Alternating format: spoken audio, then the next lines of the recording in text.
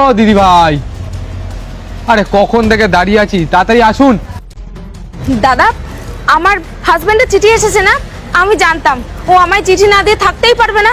একটু বলুন না, এসেছে আমার হাজবেন্ডের চিঠি?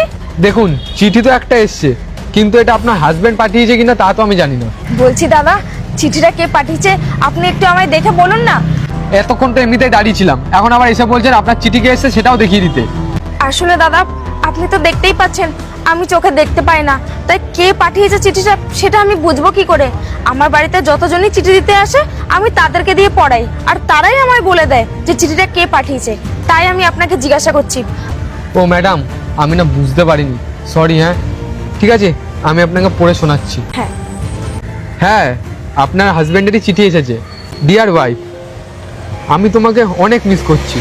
কতদিন হয়ে গেল তোমায় আমি দেখি না, প্রায় 3 মাস আমি বাড়িও ফিরিনি। তুমি ভালো আছো তো? আমি এখানে খুব ভালো আছি। হ্যাঁ, অবশ্য তোমায় মিস করছি। যদি তুমি এখানে থাকতে তাহলে দুজনে মিলে কতই না সুন্দর মুহূর্ত কাটাতে পারতাম। তোমার কোলে মাথা দিয়ে আমি পাহাড়ের কোলে শুয়ে থাকতাম, দুজনে মিলে একসাথে চা খেতাম। হ্যাঁ, আমি অবশ্য কর্নেল সাহেবকে আমার ছুটির জন্য আবেদন জানিয়ে রেখেছি।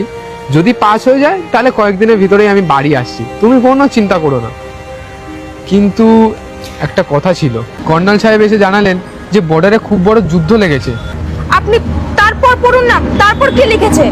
আরে মানে মানে কি করছেন? বাকি অনেক কিছু লেখা আছে তো, আপনি সেটা পড়ে আমায় একটু শোনেন না। কর্নেল সাহেব এসে আমাকে অর্ডার করে যে বর্ডারের যুদ্ধে আমাকে শীঘ্রই যেতে হবে। তাই আমি এই চিঠিটা লিখে আমার বন্ধুর হাতে দিয়ে গেলাম।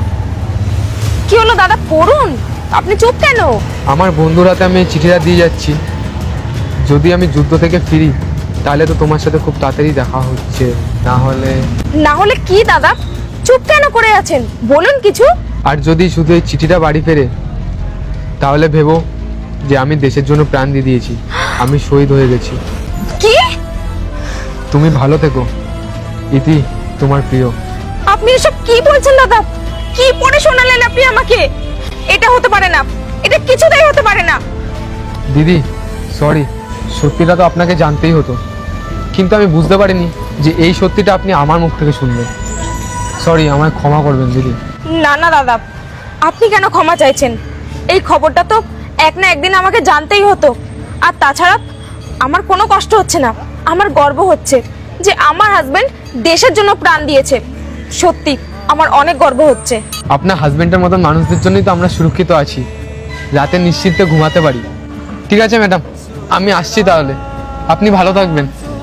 এই নি।